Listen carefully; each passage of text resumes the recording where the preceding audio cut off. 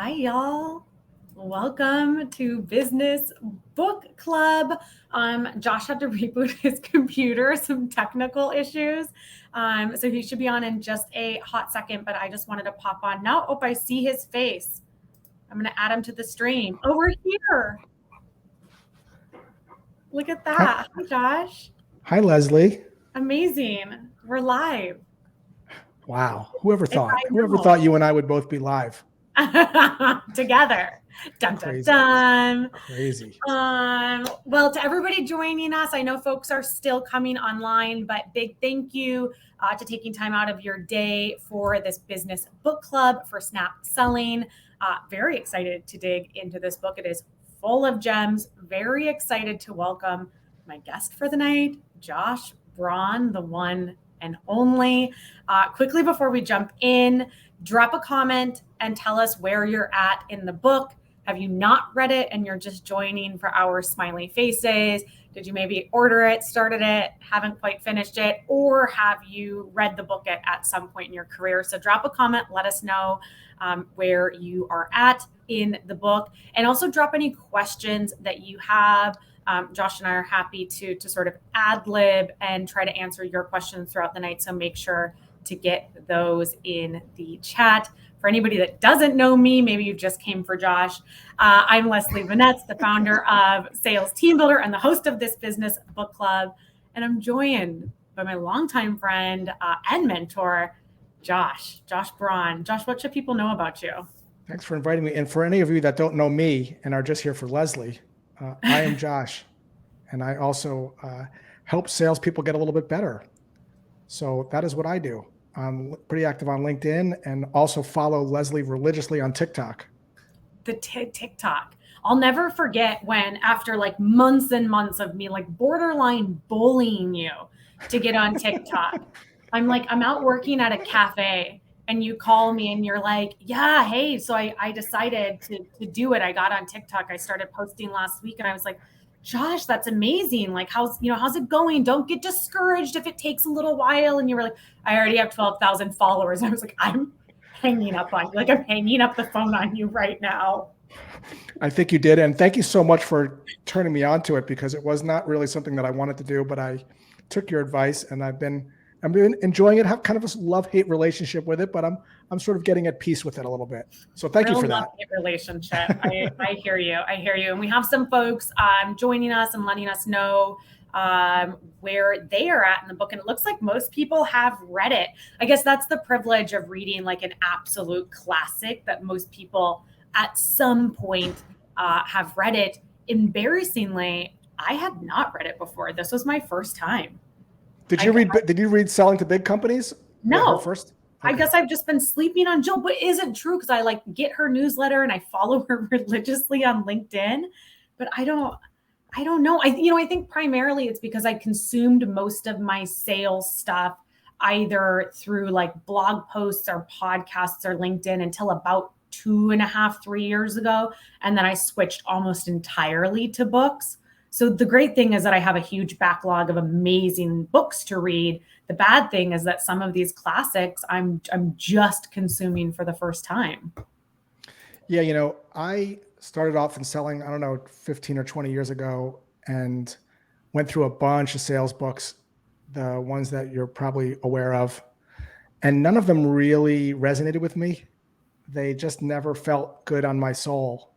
And fortunately, one day in Google, I typed in, how do I sell to big companies? Because I was selling to enterprise. And I just happened to type that in to Google, and a book came up saying how to sell to big companies. Like, that's the title. That's literally the title of the book. You're like SEO before it was even a thing. Right. I think so. So I went and I bought it, and I still have it, and it's dog-eared. And I must have read it, 100 times. And so much of the success that I had as a salesperson was due to that book. So much so that I felt so inspired to reach out to Jill, not thinking that she would ever in 1,000 years get back to me, not to ask for anything, but just to say how much she's helped me.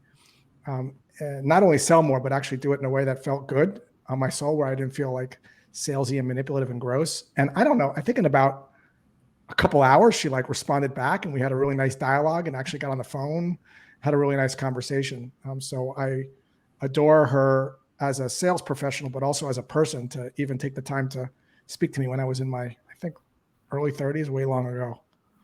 Those are formidable. There's a handful of folks when I was like I mean, nobody's a nobody, but you know what I mean? When I was like a nobody, that I would pose a question to or reach out to, and I thought, no way they're going to respond to me, and took the time to write back like super thoughtful notes, to pick up the phone and call me. And now those are people for the rest of my career that I will always like double down to help. So you're not the only person that shared a story with me about Jill that's like that. I think she is who she seems to be in the book. She walks it like she talks it, as the Migos say.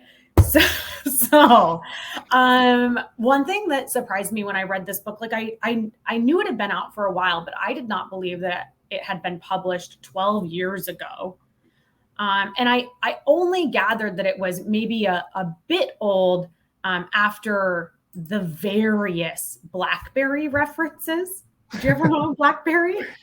Yeah, I did, Leslie. And I've owned 8 tracks. And so we can go back if you want to really like go there. Yes.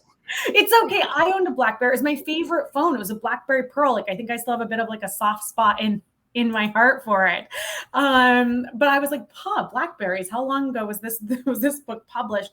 12 years ago. And I think what's so impressive about it being 12 years old is how extraordinarily relevant it is today. I still think as a profession, many of us are struggling to leave behind some of those old school sales techniques, to like use your language, some of them that kind of hurt our soul, make us feel slimy, and replace those with meaningful ways to connect with our buyers. And I mean, Jill just like absolutely nailed that. So maybe I'm going to start by just making sure that everybody's on the same page. This is what SNAP stands for: simple, invaluable, a little bit of a stretch there, aligned, and priority. And then I have like no fewer than 25 questions to throw your way. So we're going to go big screen. Jill kicks off the book, Josh, by talking about frazzled customer syndrome. So I just want to start there. Like, customers are more frazzled than ever now. Our inboxes are fuller. Most people are wearing multiple caps. They're probably short-staffed within their own companies. Maybe there's a recession happening. We just get like, life is crazy. In general, what are your tips to like put yourself in the shoe of that frazzled customer?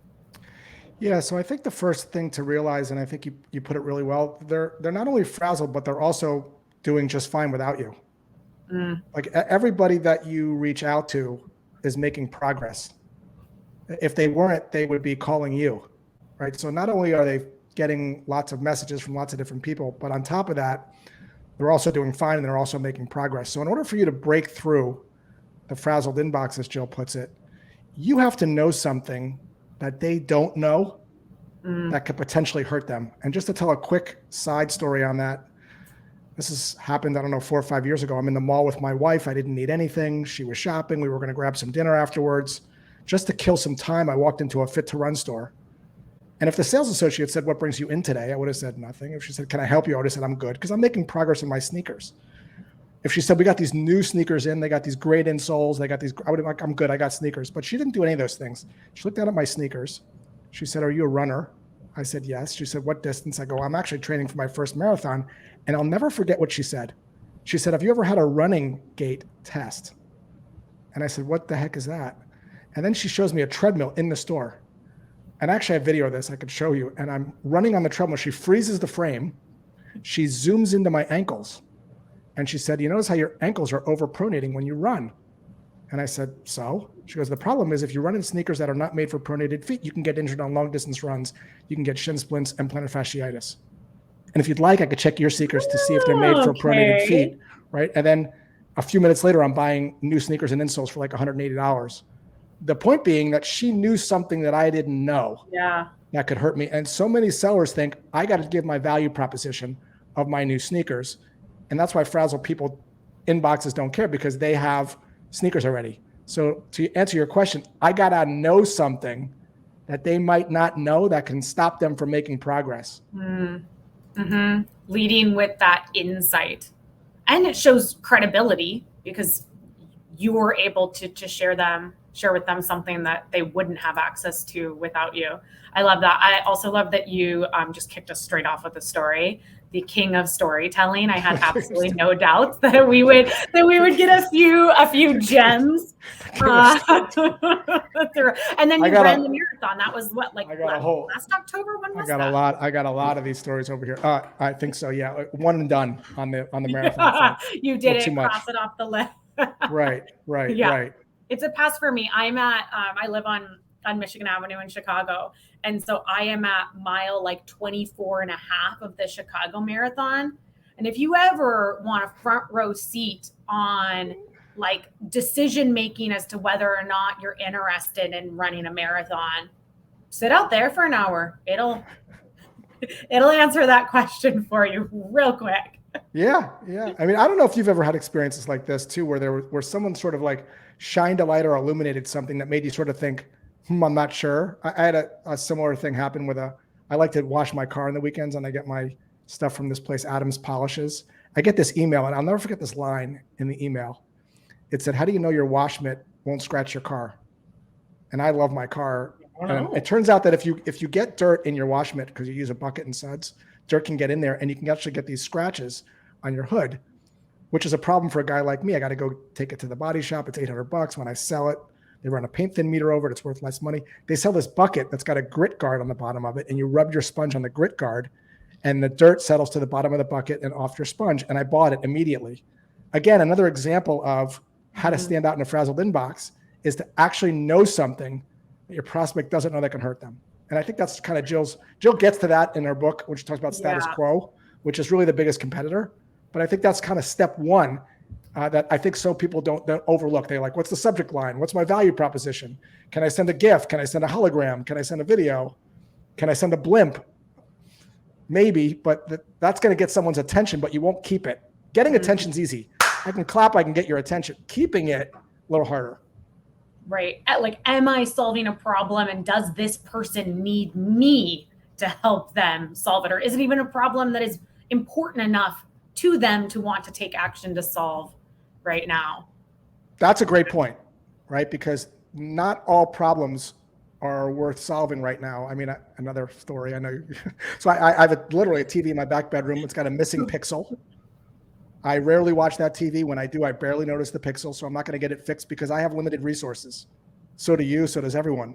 So problems alone aren't enough to inspire. If I only was running a 3K and I only ran once every 4 months, I'll roll the dice, right? So problems have to be intense and frequent for someone to sort of get wound up enough to want them to look into switching, because change is dangerous for my career. A lot of risks in changing. I know how to use what I'm using. I know how to run in these sneakers. Will I get fired if it doesn't work out? What if no one adopts it? And there's so many risks that I have to overcome to be able to get rid of inertia. I frequently put things in my "this is future Leslie's problem" pile, where I'm like, that's interesting, or that's compelling, or I could see if future Leslie can handle it. And I'll put it on my note to circle back to in 3 months, or set a calendar reminder to look at it in 6 months. So do you ever get to those things?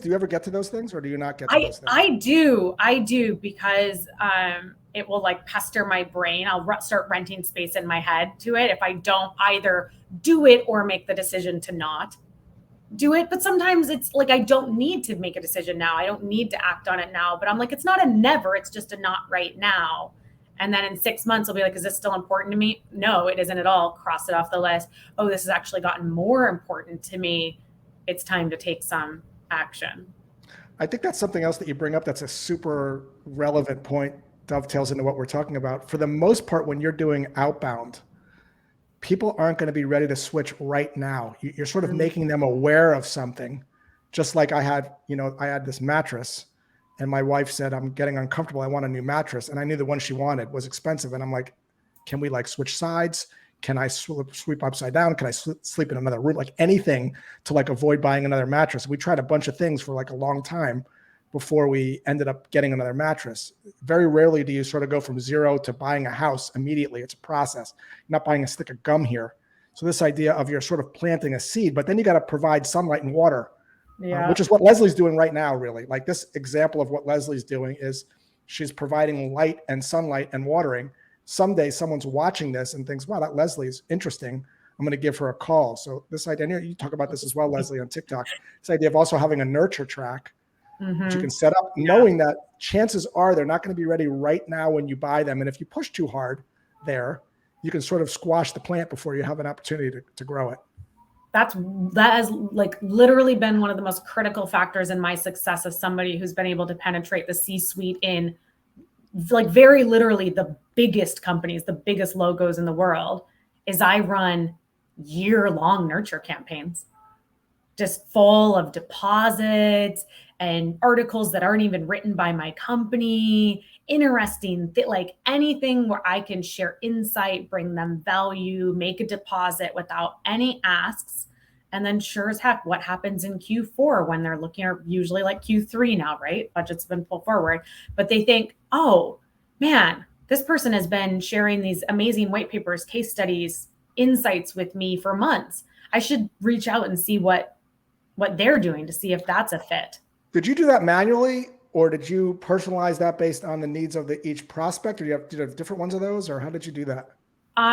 Both. I'm a big fan of segmentation. So if it's somebody that I ever had an intro meeting with or ever opened an opportunity with, so I know that they are qualified, meaning like there's somebody that can pull the trigger on this decision in this budget and there's definitely a need, I will do all of that manually just so it's super personalized. Because at that point, I also know things about them like, hey, Josh, how was that marathon? Like, did the shoes make a difference? And so I really like to prioritize a very personal touch. Otherwise, I like to go with a deep segmentation process. And so maybe there'll only be 7 people in the segment because it's only CFOs of food and beverage companies that are over 6 billion in revenue that had a C-suite change in the past 6 months. And like, that's what it is, or they want whatever the trigger event is. And so that does help the nurture campaigns be slightly more automated. Like they are relevant and they are valuable, but not every piece is hyper personalized, so that I actually have the capacity to both run those and close deals. But that's worked really well for me to penetrate those big enterprise accounts. I don't know if you're seeing this, but I don't see a lot of reps using those.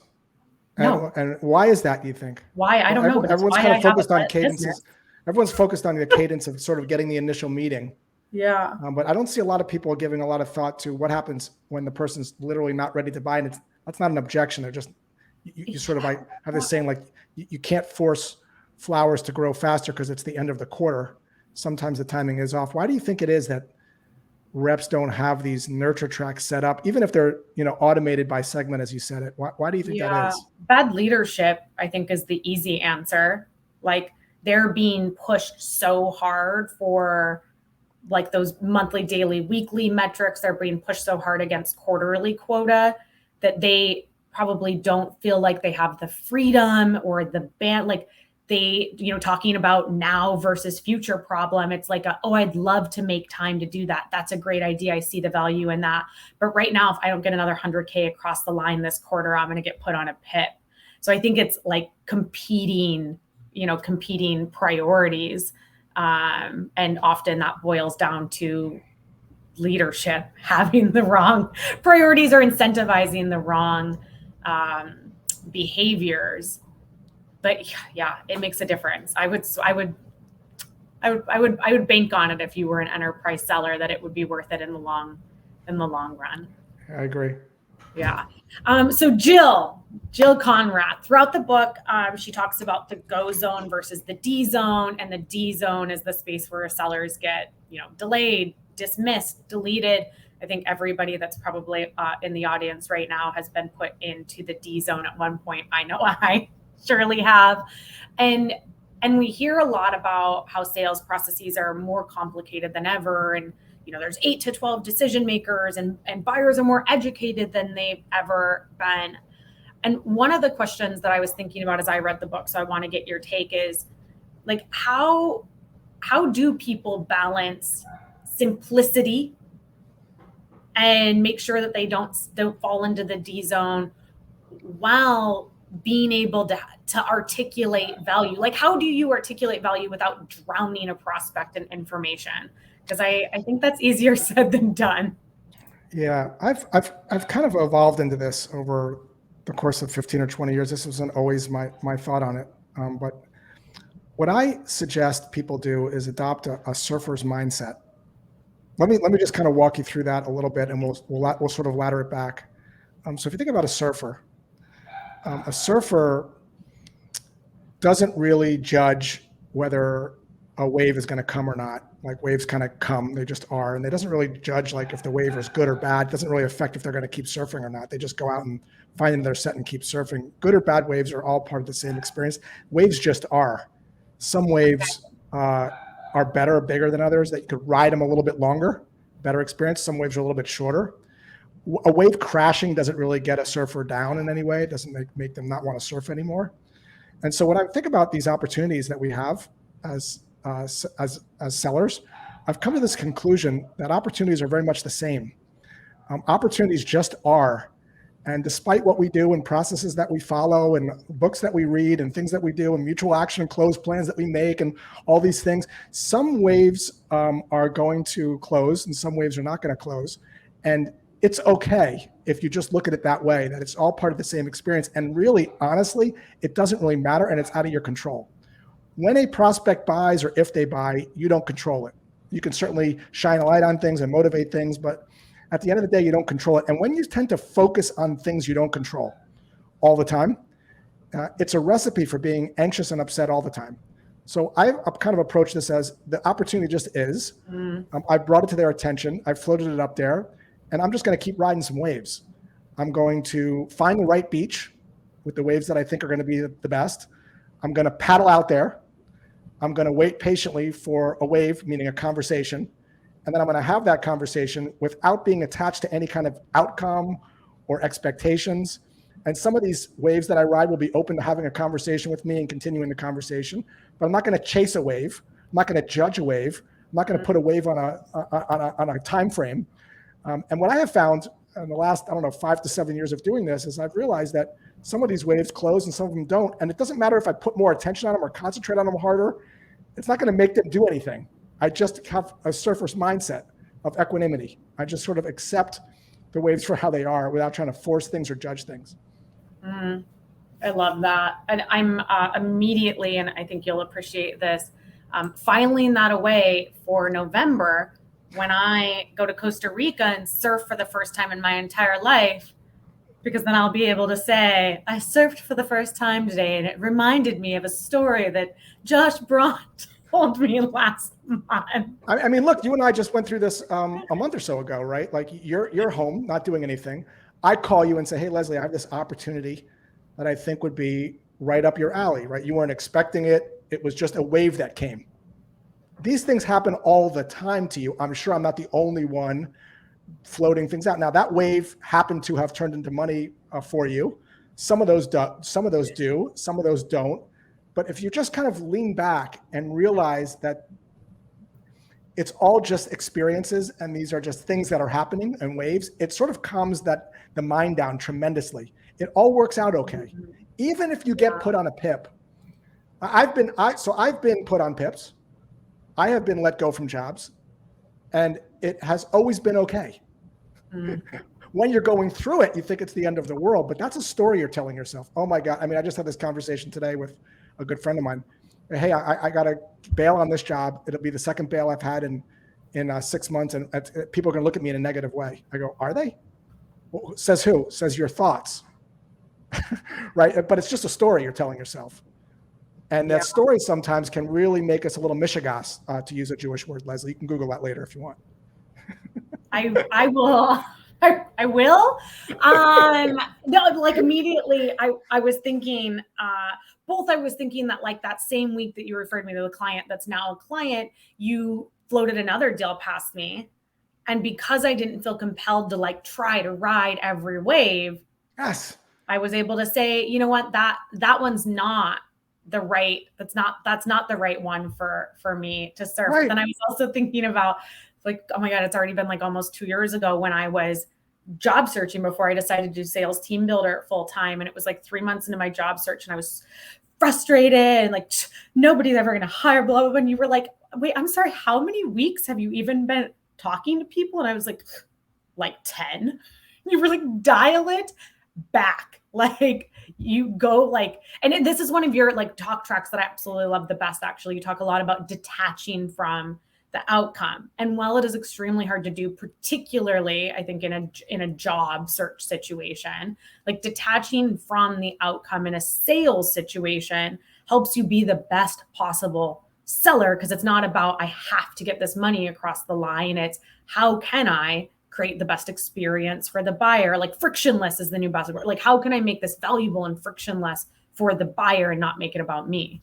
Yeah, I mean, let's even back this up to life, right? So most people are unaware of the thoughts that they're telling themselves. Like if we had an amplifier on our thoughts and people could hear what we're thinking, they'd think we're crazy, because there's always these things coming in and going. And because brains are negatively biased, we go into this downward spiral. And this happened to me, and I practice mindfulness quite a bit. And this happened to me 3 weeks ago. I'm doing a deal with this client. It was a 4-part training series, and I did part number 1, and I was a little Josh 1.0 with one of the SDRs, meaning I was a little abrasive. And as after I said what I said, I'm like, that might have been not good. I wasn't able to stop myself, but I realized it afterwards, which was a lot of progress for me. And then afterwards, I reached out to my contact and I said, hey, let's schedule the second part. And I didn't hear back for 3 days. So I started thinking to myself, wait a second, maybe I blew this one. Maybe I upset this person. She complained to the manager.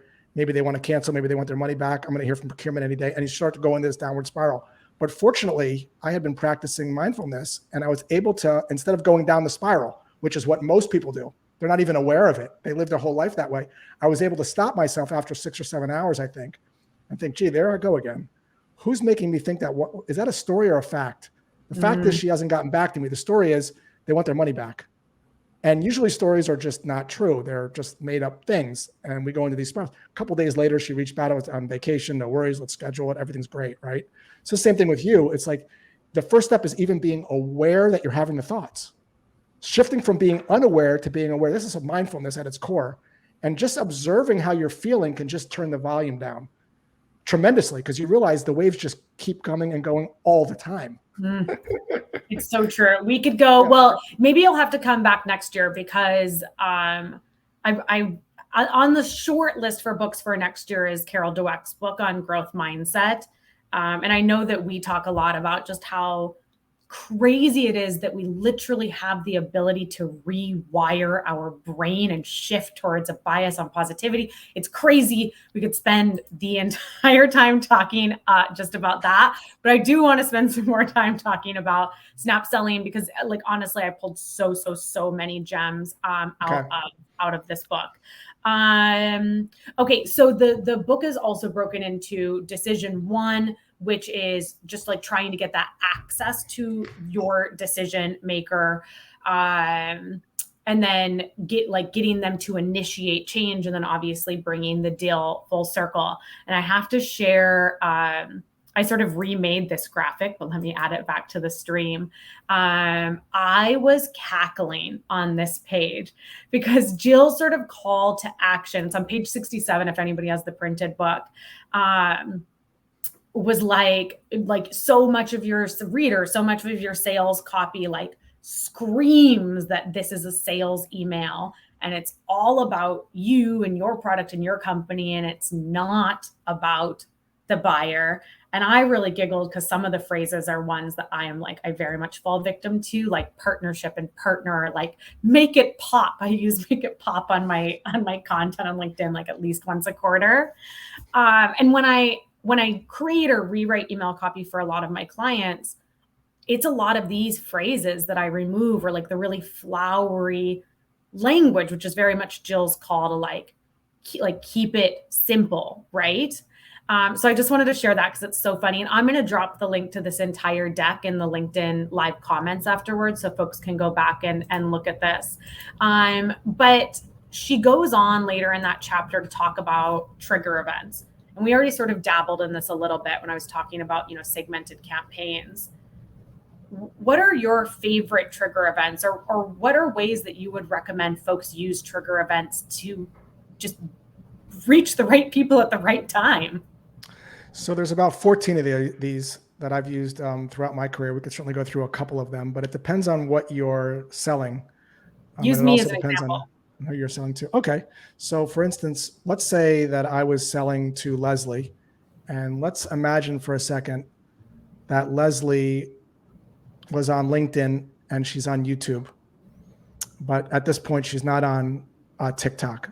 But she has a tremendous amount of content on LinkedIn, and she has a lot of content on YouTube. And she's also selling an information product, which she actually has for sale.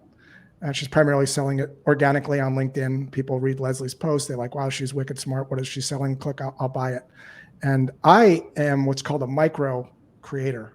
What I do is I take Leslie's content, and what I'm going to do is I'm going to repurpose it into small little chunks.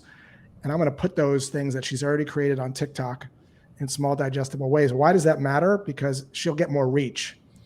And why does reach matter? Because the more reach you have, the more money you make. Same thing on LinkedIn. The more people that are exposed to your content, if it's smart and thought-provoking and they resonate with you, eventually they buy your stuff, right? So my hypothesis is I can take Leslie's stuff, her content, and I can repurpose it for TikTok. So my trigger event for Leslie is going to be seeing the type of content that she's releasing on LinkedIn and tying that into what I help with. So the trigger event has to tie into how you help. So if Leslie's hiring 5 people, that's an interesting thing, I guess, but it doesn't really tie into what I do as a micro creator. Mm-hmm. So not all trigger events are relevant for all people. Now, if I'm a sales trainer and a coach, and I notice that a team, like for instance, Captivate IQ is one that comes to mind. I notice they're hiring a bunch of BDRs, and I do cold outreach training, cold email training. I can relate that because I can deduce that if you're hiring a lot of BDRs, that probably means that you're focused on outbound, and that probably means that you're focused on writing emails and making cold calls. And that probably means that I might be able to help them make those a little bit better. So the trigger event has to relate to what it is that you're selling. I'm not really big on trigger events related to like something that someone wrote or a like or a comment. I see this a lot, like, hey, loved your comment on this. I sell this. It feels a little forced to me. Yeah. I also don't think you necessarily need a trigger if you have a really good first sentence that's really targeted. So for instance, for you, Leslie, I could say something like this. How are you extending your reach to salespeople that are not on LinkedIn? So that you can sell more of your information product. I'm sorry, what was it called? Your thing is called? I actually canceled it. I took it off Teachable. I haven't told you yet. Oh, okay. So let's imagine you had some kind of how it's called the Unleash Your Potential Playbook. I'll bring it back in another form, so we can still talk about it. So Leslie, how are you going about expanding your reach beyond LinkedIn for salespeople that are not like LinkedIn, so you can sell more guides? Working with a couple other people. So it's not a trigger event, but it is a perspective. I just joined like 7 or 8 pods on LinkedIn, so more people would comment on my posts. I'm kidding. Right. But that's the idea. Is that's sort of what I call illumination question. You can actually lead with that around, but it's sort of around a trigger event because you've observed something. A trigger event is something you've observed that you can deduce a potential problem with. And that observation doesn't have to be a job, a post, it could be a problem that you are observing. Like, how are you going about doing this? Hey, Josh, how are you ensuring your car wash mitt doesn't scratch your car? You've observed that I like to wash my car on the weekends because I've ordered a bunch of product. So that's sort of a trigger event, but that question is going to get me to think, I better read the next sentence. Well, first of all, I actually literally hired a freelancer this year to repurpose a bunch of my webinars into short TikTok clips for that exact reason. So you didn't even know that that was already a problem that I went outbound to find a vendor to solve, and had anybody reached out to me on LinkedIn because it would have been the easiest thing and the least amount of work for me, I probably would have just said yes. So that was like an incredible example, and you didn't even know how good it was. I also think you bring up a really important distinction, and we're using the terminology trigger event. Like the new terminology that's being talked about a lot is hyper personalization. And I also think your example is a great way to sort of help folks understand the difference between personalization. Hi, I saw your comment on Josh's post. Anyways, I sell. And hyper personalization. Like, I saw your comment on Josh's post that you're really frustrated with your current accounting software. Here's a case study that I thought that you'd be able to get some learnings from. If you ever want to hear more, let me know, right? Like, is the difference between personalization, which is more like mine right now, every email is Karen Sinnett, because that's the last person that gave me a recommendation. And then it's a pitch slap. And then it says, P.S. Great recommendation from Karen Sinnett. I'm like, please never enter my inbox again. They're in the D zone.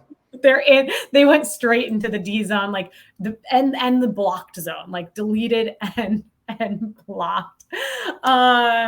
Like I'll read you an example. Like this is, I got this many months ago, right? So this is a 3-sentence email that got a response from me.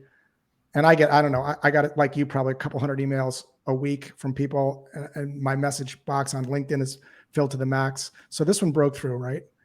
Josh, your sales philosophy of detaching from the outcome on your podcast is something I deeply resonate with and try to emulate. Have you considered creating TikTok or Reels from your podcast to broaden your reach?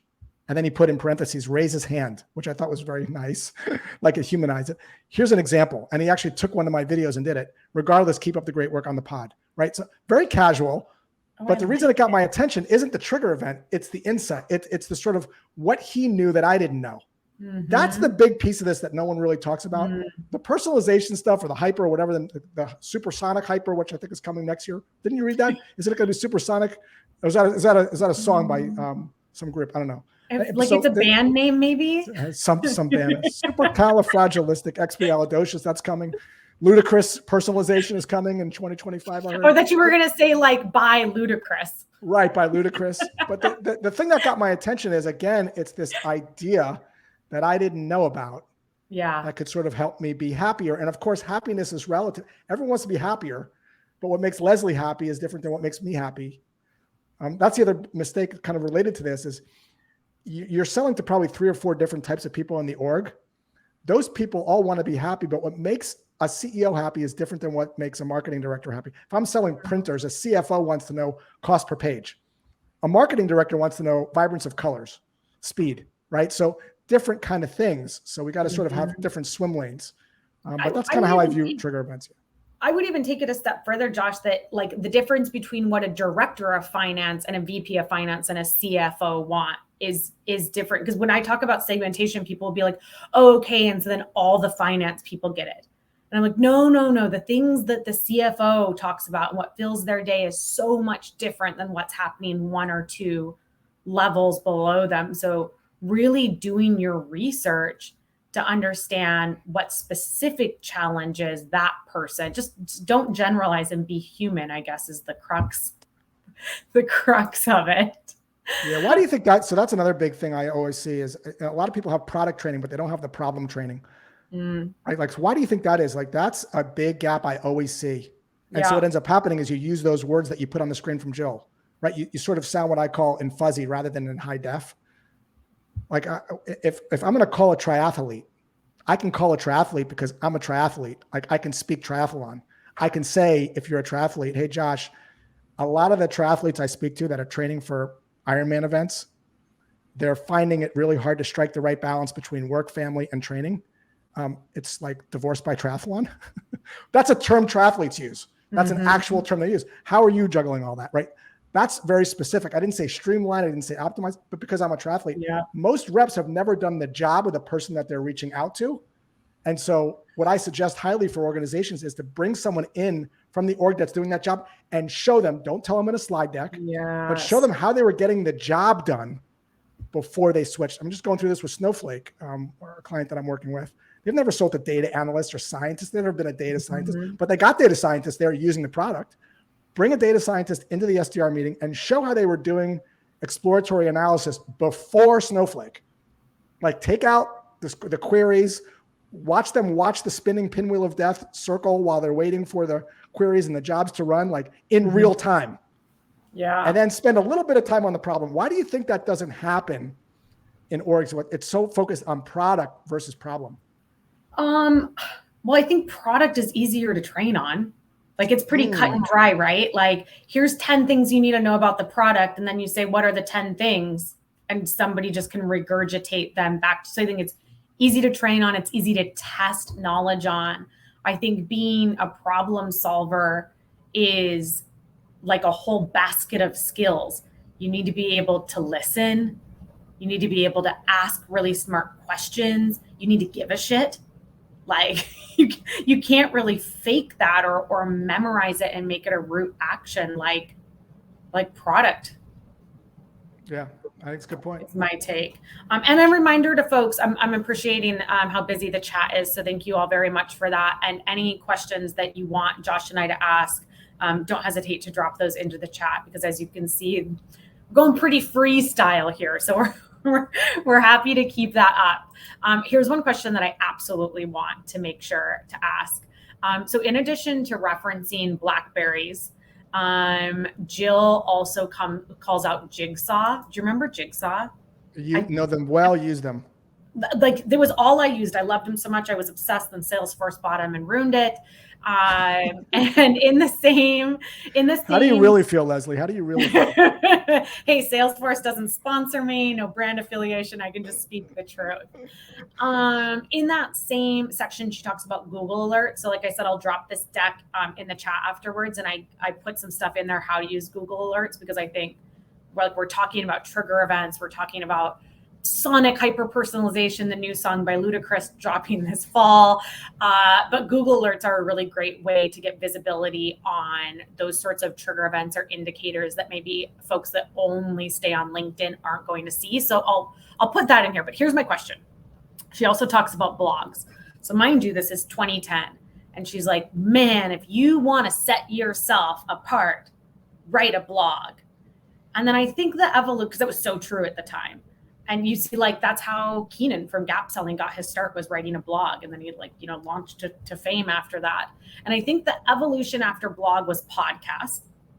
Like you were really early on the podcast train. Now I think it's like pretty saturated. You have to have a very high quality podcast for it to get airtime. What's next? Like it's the blog to the podcast what is the next thing out there? Yeah, so I may have a little bit of a contrary view on this. I never, ever think about what has been or what will be. I always think about what is and what I can do now. Nihilist? Yeah, no, I'm not a denialist, because I think that the only thing that exists is what's now. Like really, if you think about it, your experience is only what's happening right now. You don't even know if you're going to be around in 5 or 10 years. What you have is right now, right? So you can certainly spend some time thinking about the future. But if you wanted to do something right now, if I was an SDR, this is what I would do in that vein. And this is what I did do when I was an AE and an SDR. And this is something you could relatively easily execute. You can work with your marketing department, and you can figure out the 5 to 10 questions that your prospects or customers typically ask related to what you're selling or what they should be asking. And you can figure out your company's take on that. And you can record or write short little Q&As for each one of those. For each one of those, let's say there's 5 or 7 or 10. And you can then take those, and you can certainly put them, as Leslie put it earlier, in your nurture track. You can certainly take those and you can turn them into an ebook. You can certainly take those interviews and you can actually, or those videos, and put them on LinkedIn. And then you can certainly reach out to people that are prospects and say, hey, I got this show where I answer these questions and talk to people that are marketing directors about this thing. And I've got a couple questions for you. Would love your take on it. Would you want to be on my show? And you can then reach out to them, and you can ask those questions, and you can interview them, and you can put those videos on LinkedIn, like right now, today. Charlotte Johnson over at Sales Loft is a great example of this. Before she got that job, and as soon as she got that job, I should say, she reached out to, she's never sold to VPs of sales before, didn't know anything about selling. She reached out to them and said, hey, I got this new gig, and I want to learn a little bit more about what you guys are doing over there, and would you help me out? And she said it more eloquently than I did. And she had about a 70%. Sure, I'll give you my insights, because people love to share their opinion. It feels good on your ego. Love to help. Wow, you want to hear from me? I'm Mrs. VP of sales or whatever. And then she learned a bunch, and a lot of those turned into opportunities. But she took that content that she learned and she turned it into posts, and she turned it into some videos. She wasn't really thinking about the future of what could be. Who knows? She was actually doing the now and the sort of current experience. So those are just some thoughts on like how to leverage, content creation to, like you're kind of weaving a couple things together. It's like an evolution of a podcast, more like fireside chat, but more focused on like the intimate connection, getting a deep, like almost social listening a little bit. So you're getting that like deep understanding, and then also having this incredible content that you can repurpose to share that knowledge and insight. Yeah, like weaving a couple. I like that. I like that. It also will probably come as no surprise that one of my top performing subject lines ever, regardless of the ICP I'm selling to, is feedback and guidance. Feedback, ampersand guidance. Crazy open rates, crazy reply rates, because people want to help. One of my favorite lines ever in a cold call that I've been using since I was in my 30s was something to the effect of this: Leslie, as someone with a successful 12-year career in sales, what's your take on where prospecting is going? Ooh, what's your take? What's your take? What's your take? What's your opinion? What's your opinion on X? Which I would immediately drop my guard, because I would be like, oh, this guy's not trying to sell me something. He just thinks that I'm smart and he wants to learn from me. One of the things I teach when we do cold calling is, let's not assume that your prospect has no idea what you're selling. Let's not assume prospects have no idea that they could automate their commission payouts for just a second. Let's assume they know about it. Rather than you pitching it, what if you say this during the talk track? This was working really well for like a Captivate IQ. So, hey, John, as someone with a long and successful 12-year career in RevOps, what's your opinion on automating commission payouts? And then what you're going to hear is them telling you all the reasons why it won't work for them, because chances are they've tried it. They kind of know about it. And then you could say, they might say, well, it's too complex. And then you might say, in what way? And they may open up, and then you may be able to create an opening from that or not. But to then enlighten them on commission payouts for someone that's been in RevOps for 8 years, thinking that they have no idea what it is very assumptive. So we should not treat prospects like they are stupid. I always assume everyone knows what I'm selling and has a take on it and has tried it and looked into it and has decided not to do it for some reason. I want to know what that is. So that's kind of ties into this idea of getting someone's take or opinion and letting them shine, because egos love to give opinions and they love to correct you if you're wrong, but they don't like it when you give your opinion. This is not even just sales. This is kind of life stuff. It's the classic, like, people love to buy but hate to be sold to. Yeah, absolutely. You're absolutely right. I definitely like to lead with the assumption that, and this is the first time in my life, these past couple months as a solopreneur, that I have ever sold to salespeople. I've spent my entire career selling mostly to C-level executives, like actual legitimate experts in spaces where I've maybe worked for months or years. And like, one of the things that I did very wrong early in my career was I tried to sound too smart. In what way? What do you mean? What, meaning you tried to say things that you didn't know? Yeah. I mean, some of it was using like really like robust, ridiculous language, things I would never say in real life, because I thought that would make me sound more legitimate to these people. Certainly part of it was like trying to educate them on their own problems, but not from like a perspective of telling, versus like, hey, other people have shared X. Can you tell me what your experience with, like, not from a, hey, this is what I'm hearing from your peers.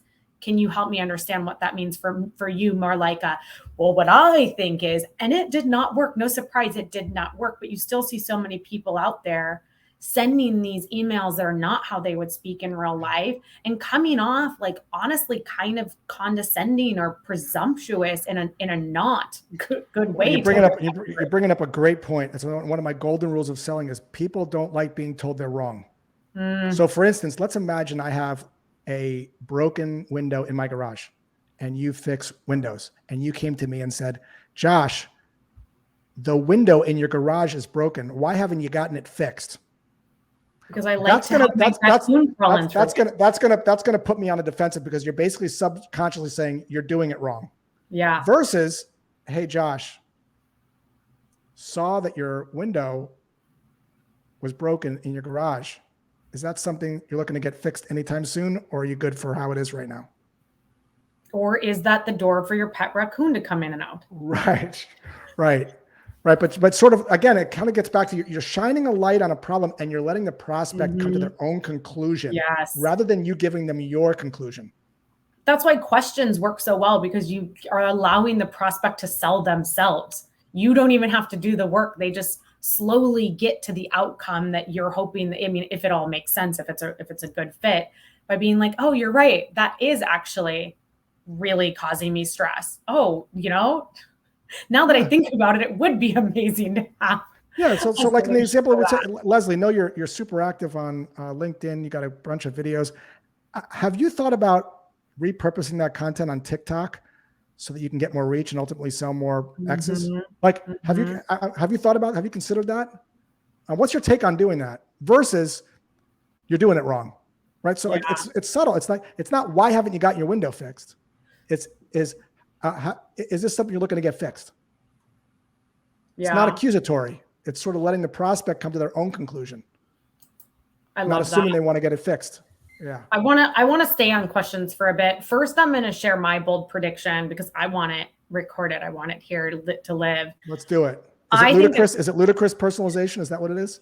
It's so close. How did you know? I don't know. I think it's going to be micro communities, like the stuff that you're already seeing. So like Reveting with Whiskey Wednesdays would be an example. What is that? I'm not familiar with this term. Well, I'm going to be live tomorrow, so you can come and check it out. Or like Scott Leese's Thursday, like Scott and Amy's Thursday night sales is. Well, you're saying this is happening now, not in the future. This is my point, Leslie. See, everything's happening now. This is not the future. But that's still like very early, right? Like two people are really doing it right. Well, I would say like Morgan and Nick are doing like B2B Power Hour, but like those micro communities where somebody shows up every single week in their case for their community. It's kind of like what we're doing here, but I do it every 4 to 6 weeks at my leisure. And I only talk about the books I want to talk about. So a little bit different. It's your show, Leslie. It's your show. It's my life. This is what we're doing. It's your show. I think those micro communities are going to be, and I know a couple people like will run them in Circle or run them on Slack channels. I think that's going to be the new thing that like right now only a few people are doing it. And they're going to see it grow and grow and grow in popularity until that becomes saturated. So that's my goal. So it's once a week they get on and they talk about some like what we're doing, but they do it on a frequent basis. Yeah. So like the one I'm on tomorrow is with Chris Cunningham and Kevin Dorsey. And then there's two hosts, Eddie and Jesse. And so we have like 4 topics that we're just going to like answer questions and rap about. And like Thursday night, so I've actually never attended Thursday night sales, but from my understanding, it's to help people get jobs. Oh. So like if you're hiring or you're looking for a new job, you join and people just like talk about positions or advice or I don't know, whatever the case may be. And I think those types of micro communities, like the Reveting one is very B2B marketing focused. TNS is very job focused. And then they become a community for your community. So meta. I think that's going to be the thing, right? Because like that's kind of what blogs did, and then that's what podcasts did. I think micro communities. Write it down. What's the date? Write it down. October what 4th. Leslie said right now. You heard it first. October 4th. Okay, we're almost out of time. I'm going to go with ludicrous personalization. I'm going to stick with that one. Okay, it's in the books. Maybe this will be another thing. Like when I was talking shit about Clubhouse. And everybody was like, you're so wrong. It's going to be amazing. And I am so passive aggressive, or I'm so petty maybe, that I added it to my calendar a year from when I said that it was not going to make it. And then a year later, I went back and like emailed the people that were like, you're wrong. And was like, hey, Jenny. You should have sent me an email, because I was one of those people. I thought it was going to be, you should have emailed, because I was one of those people like, oh, this is the big thing. And I think I may have told you that. You didn't send me an email, but maybe you're just out of kindness. I'm like, no, I still want to be friends with you. Just a gif of me like dropping the mic. Okay, so we are almost at time here. My last sort of question, because Jill, all of chapter 19 is about questions. And I think the title of it is like, questions are the answer, which I love, and I completely agree. And I was going to say one of my favorite pieces of advice, because she has a question in there that, let me pull it up. She suggests using the question, you mentioned a number of challenges. What are your top priorities? And I, a couple of years ago, had the privilege of working with this like incredible sales coach. And he really focused on like time boxing and clarity, which is something that so wholly made sense to me and I embrace. So instead of saying, you mentioned a lot of challenges, what are your priorities? Like, you mentioned a lot of challenges. If you had to rank them, what would be at the top of that list? Or you mentioned a lot of challenges. If you had to point out the one that was most important to get right in the next 6 months, which would that be? Because then you are so much better able to identify where you can help today versus like being focused on that evergreen problem, like talent, which like that's always good. You know what I mean? That doesn't give them a reason to act today instead of later. Before we wrap up here, maybe what's your like last golden nugget of advice on questions are the answer? I'll just give you like an example. Yeah. Right. So an example of a really good one that I got. This is from Kendra Warlaw, that cold called me, I want to say a couple years ago. She was working for a company called Gravy Solutions at the time. And I'll just go through the talk track because it's very ingrained in my head. And it was a great question, to your point. So I'm in a car with my wife, and my phone rings on Bluetooth. I pick it up on my car phone. And she goes, hey, Josh, this is Kendra with Gravy. I'm calling you from the drive-thru at Starbucks. Now, that immediately got my attention, right? I'm like, what are you getting? She's like, a caramel macchiato. She goes, what do you like to drink? I go, oh, I don't drink Starbucks. I go, Kendra, why are you calling? And she goes, oh, sometimes I have so much fun talking about Starbucks that I forgot. Oh, yeah, right. So that's another really great. So to me, humor is one of the best ways that you pull it off like she did. So then she says this, like, this is kind of the question that she asked, which I thought was really, a really insightful question.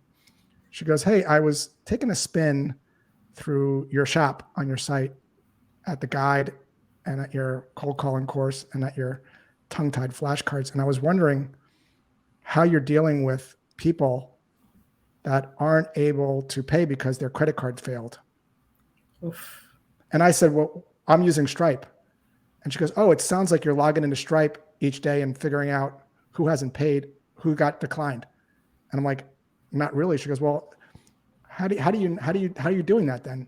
I go, I don't even know how you could do that in Stripe. She goes, I'll tell you what, I'll send you instructions on how to log into Stripe, and you can check this specific area. And if you're seeing a lot of failed payments, you can give me a call.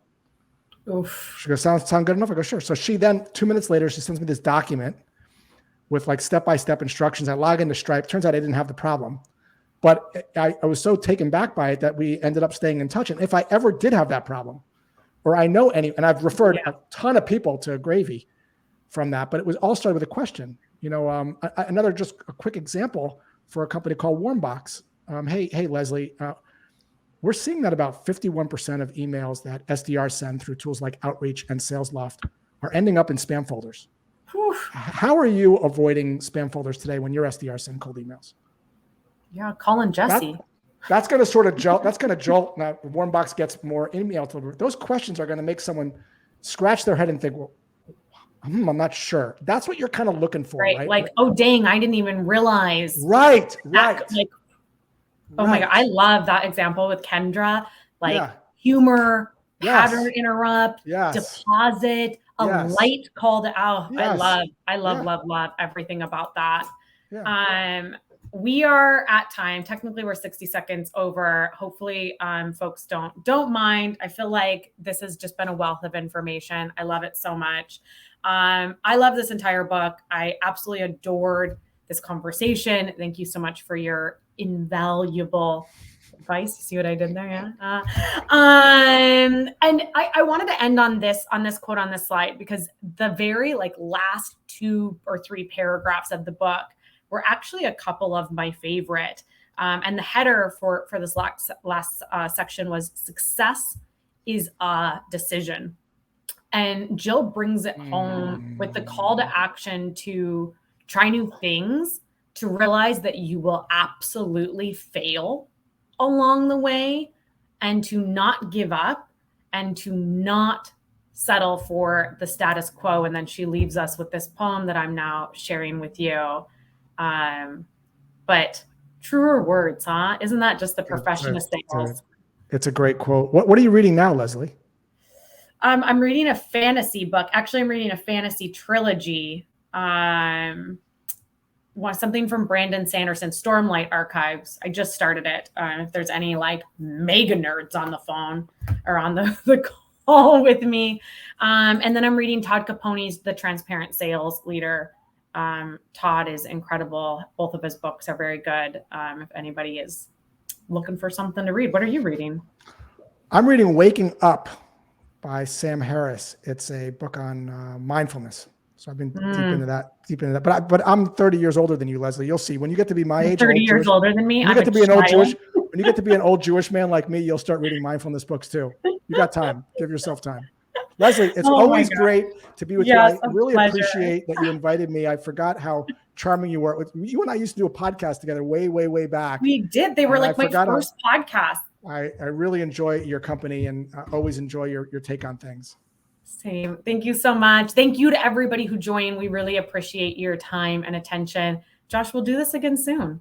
Would love to. Thanks for inviting me. Bye, everybody. Take care.